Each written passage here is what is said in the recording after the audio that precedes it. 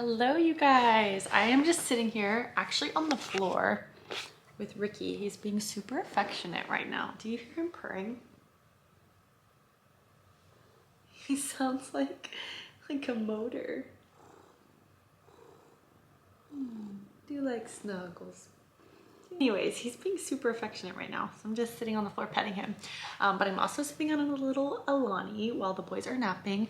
And I just thought I would do like a little recap with you guys on how we're doing, how this deployment has been going. A lot has been happening. We've been keeping our schedule super busy. So I don't have a whole lot of time to sit around and think about it. But I don't know. It's been, I think, harder than I anticipated. Mainly because I felt like we would just get into this groove really quick and just be fine. But there was something about going home for the holidays, which I'm super glad we did that. And I'm really glad we got to spend the holidays with our family.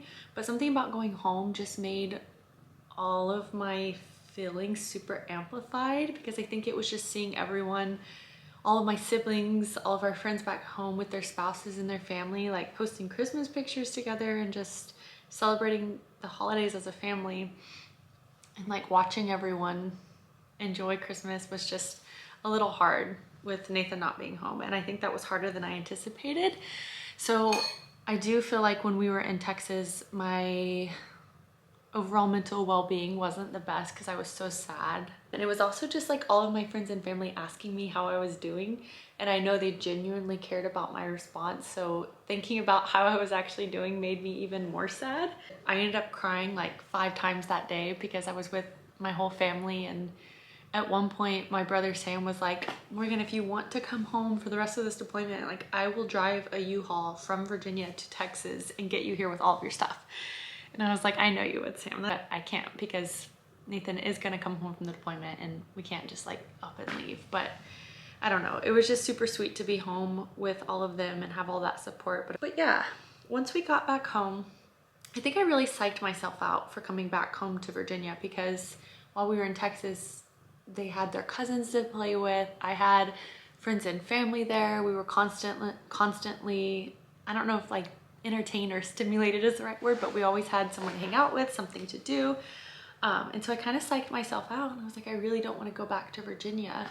But then we got here and it was so much better than I had imagined for myself, because the boys were 2 months older. And I know that sounds so crazy, but when they're 2 years old, every month there are huge milestones and developments that happen. So since we've been back, they've even been easier from when we left. Like they're understanding more, they're talking more, they're communicating more, and just overall a lot easier to take care of than when we left back in October. So I don't know, I really psyched myself out, and I was in a really bad headspace when we were leaving Texas. And I think that also had a lot to do with Leah moving out while we were there. It was just kind of unexpected and it all happened really fast. She was able to buy her camper almost overnight, and things changed really quick. And I think it was just a lot to process coming home without her and knowing her room was going to be empty. Like I didn't know how I was going to handle that when we came home. And so I really psyched myself out coming back from Texas. But we got home and we got into a routine, and I was like, wow, this is actually so good for us. I forgot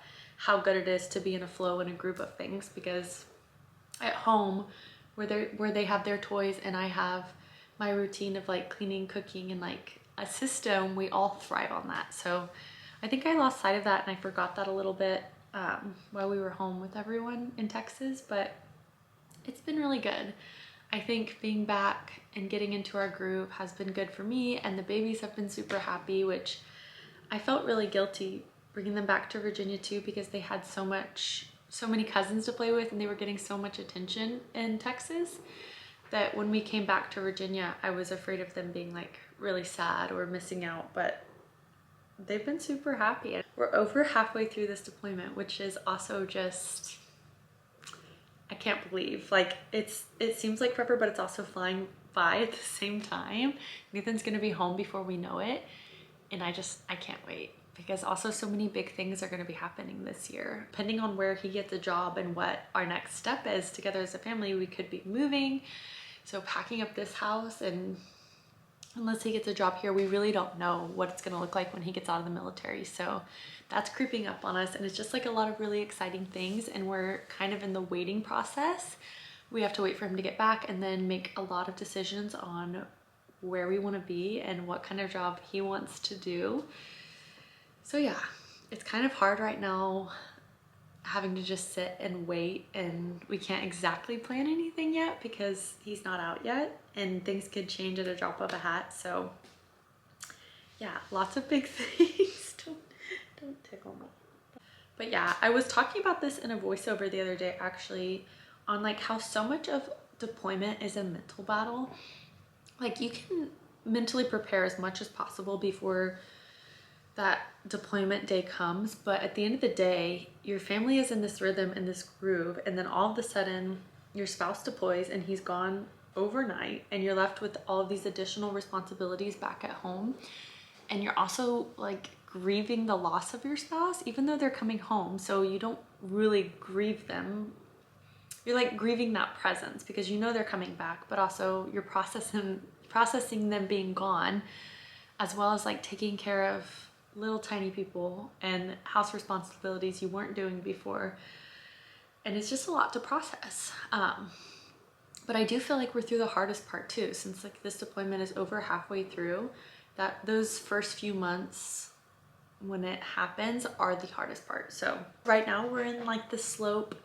Is it upward slope, or we're coming down from the hardest part? And for the first time since we've been married, we get to decide where we want to live, what he wants to do for work, and we get to make all of our decisions for our family, which just has not been the case for us because, you know, if you're military, you get assigned, you can put in what you would like, but at the end of the day, they assign you where you're going and basically pick what your life is going to look like for each contract. So it's just a crazy thought that for the first time as a family, we get to decide what we want to do and what our life is going to look like. It's no longer going to be up to the military. I've also been getting a lot of questions on Leah moving out and how we've been doing without her, because she was a huge support to me here.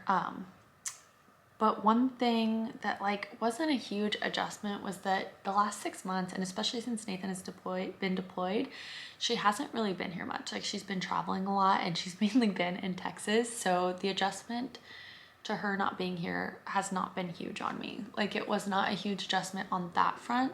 What has been hard is the mental part of like going from anticipating her to come home and knowing that at least she has a room here and I'll get to see her and interact with her at some point has been hard, because I always looked forward to her being here and getting to talk to her and like having a little bestie live with me. It was definitely something I really, really enjoyed.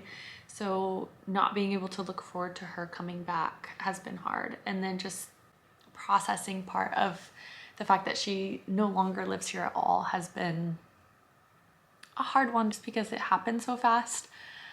But yeah, as far as like the workload, nothing really changed for me on that front. It's more so just the company and like the mental battle of feeling lonely during a deployment, because one of the hardest parts is that because my husband is gone, that's a lot of my adult interaction, you know?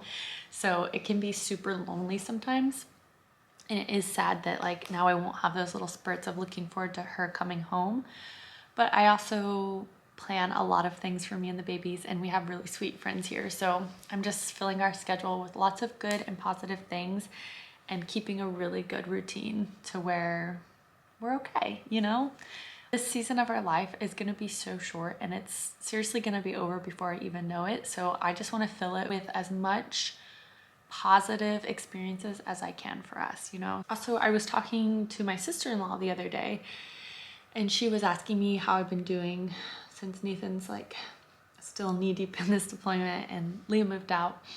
And I was like, you know, like had this happened a year ago when the babies were a year and a half, I would have been struggling so much more, because a year and a half ago when Leah moved in with me, like my mental health was like in the gutter and I was not doing good at all. And she pulled me out of that, really. So I knew it wasn't permanent. I wasn't planning on crying. I knew her living with me would not be permanent, but that first year that she moved in, I feel like it gave me my personality back. Like for the first time, I had real help with the boys every day. And like a part of me that had just disappeared for so long after I had the boys came back. Like it's so hard to explain, but I was telling my sister-in-law that I forgot basically when to giggle at things and when to laugh. Like I lost my personality.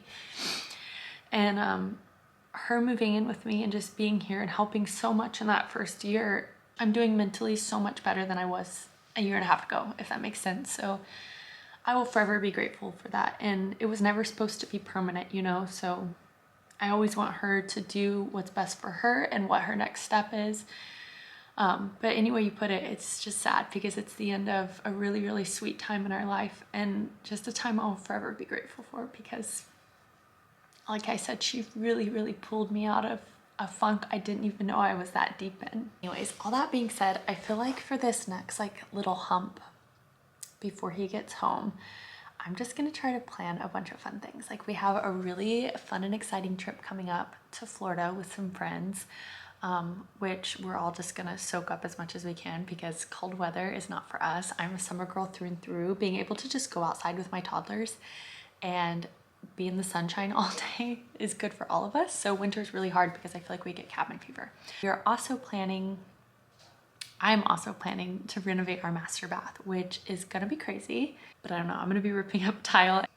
I'm excited about that project, a little bit nervous, but I think it's gonna be worth it because I'm gonna surprise Nathan and it's gonna be a lot of fun because I love designing things and renovating things and fixing things up. I love a project. My memory card filled up, but I'm back. Anyways, I have those two things planned, which I'm super excited about. And I'm also trying to decide how I want to document the bathroom reno, which I'm for sure going to share it with you guys. I haven't decided though if I want to make short form videos out of it, like TikToks and YouTube shorts, or just a long form video with the whole process, or maybe find a way to do both. That's just a lot of videoing and editing. So yeah, that's the full recap I have for you guys. Right now, nothing crazy is going on. I really need to start packing for our trip. I've definitely procrastinated that one a little bit. I don't know why that word was so hard for me to get out. So yeah, I need to start on that. Hopefully I can get a little bit done before they wake up from their nap time. They've been taking like a 1.5 to 2 hour nap every day, which is super nice. Except for the days where they boycott their nap, which was yesterday. So sometimes they do. When they nap, it's really good. When they don't nap, it makes for a much harder day because they still need that midday rest because they will get really cranky near the end of the day, which just is not fun for anyone. That's my full recap.